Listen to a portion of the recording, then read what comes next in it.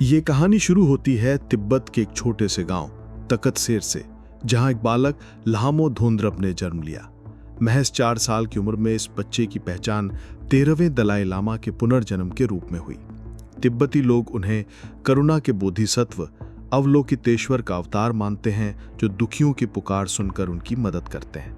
लेकिन महज 15 साल की उम्र में उनकी दुनिया बदल गई जब चीन ने तिब्बत पर कब्जा कर लिया।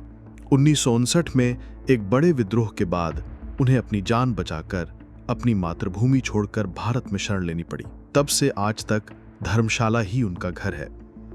दलाई लामा हमेशा समय से आगे की सोचते रहे हैं। 2011 में उन्होंने एक ऐतिहासिक फैसला लिया और अपनी सारी राजनीतिक शक्तियां लोकतांत्रिक रूप से चुने गए तिब्बती नेता यानी सिक्योंग को सौंप दी। उसी साल उन्होंने अपने उत्तराधिकार को लेकर 2 रास्ते भी बताए थे। दलाई लामा ने बताए 2 रास्ते। पहला, पारंपरिक पुनर्जन्म, जिसमें उनके निधन के बाद संकेतों और आध्यात्मिक परीक्षणों के आधार पर एक बच्चे को उनका अगला अवतार खोजा जाएगा।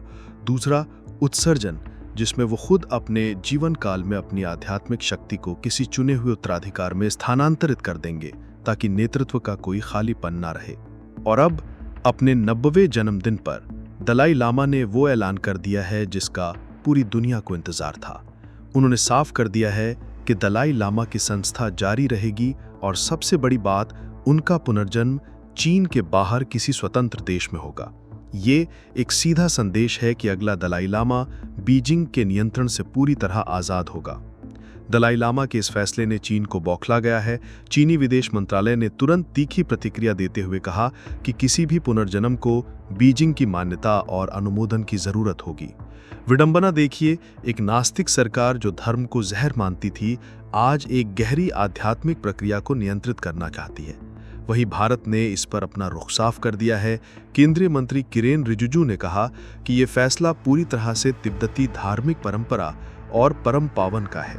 प्रधानमंत्री नरेंद्र मोदी ने भी दलाई लामा को जन्मदिन की बधाई देकर एक स्पष्ट संदेश दिया है। इस तनाव के बीच विशेषज्ञ 2 दलाई लामाओं की आशंका जता रहे हैं, एक जिन्हें निर्वासित तिब्बती स्वतंत्र रूप से चुनेंगे और दूसरा जिसे बीजिंग अपनी कठपुतली के तौर पर पेश करेगा। ये एक ऐसे संकट को जन्म दे सकता है जो तिब्बती बौद्ध धर्म के भविष्य को हमेशा के लिए बदल देगा। दुनिया को आज दलाई लामा की शांति और करुणा की पहले से कहीं ज्यादा जरूरत है और सबकी नजरें अब धर्मशाला पर टिकी हैं कि वो उत्तराधिकार की प्रक्रिया को लेकर जल्द स्थिति साफ करें। लेकिन जिस तरह से चीन इसमें दखल दे रहा है, वो आशंका को भी जन्म देता है। फिलहाल के लिए बस इतना ही। बाकी अपडेट के लिए बने रहिए वन इंडिया हिंदी के साथ। Subscribe to One India and never miss an update.